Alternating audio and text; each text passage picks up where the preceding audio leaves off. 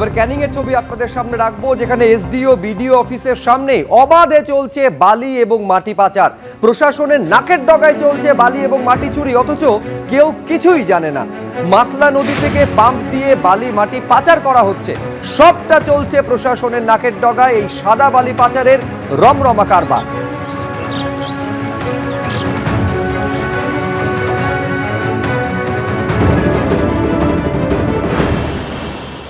দিনে রাতে একেবারে চুরি হচ্ছে বালি। মাতলা নদী থেকে ঠিক এভাবেই পাম্পের মাধ্যমে এই যে পাইপ রয়েছে সেই পাইপ দিয়ে কিন্তু নদী থেকে বালি তোলা হচ্ছে। বালি তুলে ঠিক এভাবেই বড় বড় গর্ত করা রয়েছে, যেখানে সেই বালিগুলো কিন্তু ঠিক জলের সঙ্গে সেই বালি মেশা অবস্থায় আসছে এবং সেগুলো এখানে পড়ছে। তার পরবর্তী ক্ষেত্রে ক্যামেরা পার্সন অতনুকে বলবো দেখাতে, ঠিক এভাবেই সিলভার স্যান্ড বা সাদা বালি সেগুলো জমা হচ্ছে এবং সেই বালি কিন্তু একেবারে দিনের বেলা রাতের বেলা সমস্ত সময় কিন্তু সেই বালি বিক্রি হয়ে যাচ্ছে। এবং মাতলা নদী থেকে এই কর্মকাণ্ড চলছে একেবারে ক্যানিংয়ের যে এসডি অফিস রয়েছে, এসডি অফিসের একেবারে উল্টো দিকেই এই ঘটনা ঘটে যাচ্ছে দিনের পর দিন। তারপরেও প্রশাসন নির্বিকার, তেমনটাই কিন্তু অভিযোগ। এবং যে চিত্র দেখা যাচ্ছে যে রীতিমতো দিনে দুপুরে এই বালি চুরি চক্র চলছে এবং বিস্তীর্ণ এলাকা জুড়ে এই বালি চুরি চক্র চলছে, সেই ছবি কিন্তু ধরা পড়ছে ক্যানিংয়ে। এই যে মাটি কাটার যন্ত্র রয়েছে, সেই মাটি কাটার যন্ত্র দিয়ে কিন্তু লরিতে ডাম্পারে ভর্তি করে সেই সব বালি বিক্রি করে দেওয়া হচ্ছে, সেই সব বালি পাচার করে দেওয়া হচ্ছে। সেই চিত্রই দেখা যাচ্ছে যে এখানে কিন্তু স্তূপাকৃত অবস্থায় রয়েছে সিলভার স্যান্ড বা সাদা বালি। এই সাদা বালি কিন্তু বিভিন্ন জায়গায় ঠিক পৌঁছে যাচ্ছে এবং এভাবেই বালি চুরি চক্রের সঙ্গে যারা যুক্ত তারা কিন্তু দীর্ঘদিন ধরেই এই কাজ করছেন এবং এই কাজ চলছে একেবারে মাতলা নদী যে তট রয়েছে সেই নদীর তীরবর্তী অঞ্চলে কিন্তু এই ঘটনা ঘটে চলেছে দিনের পর দিন। প্রশাসনের নাকের ডগায় উল্টো দিকেই এসডি অফিস। ছবিতে একেবারে স্পষ্ট যে বড় বড় গর্ত তৈরি করা রয়েছে মাতলা নদীর একেবারে তীরে, সেখানে কিন্তু পাম্প করে ঠিক এভাবেই যেভাবে আমরা দেখছিলাম পাইপের মাধ্যমে পাম্প করে সেই সব বালি মাতলা নদী থেকে তুলে এই গর্ত বোঝাই করা হচ্ছে।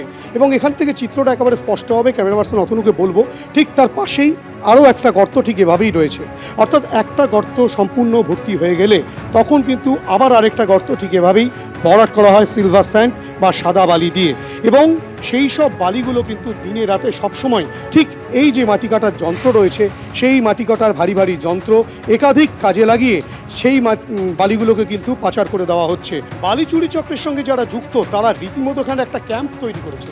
এই টিনের শেড দেওয়া, টিনের এই যে ঘর, সেই ঘরের মধ্যেই কিন্তু দিনরাত যেহেতু কাজ চলে সে কারণে সেই বালি চুরি চক্রের সঙ্গে যারা যুক্ত তারা কিন্তু এখানেই একেবারে আস্তানা গেড়েছে এবং এখান থেকেই কিন্তু রীতিমতো সেই কার্যকলাপ চলে এবং এই আস্তানা গাড়া হয়েছে, এখানে রীতিমতো ঘর তৈরি করা হয়েছে।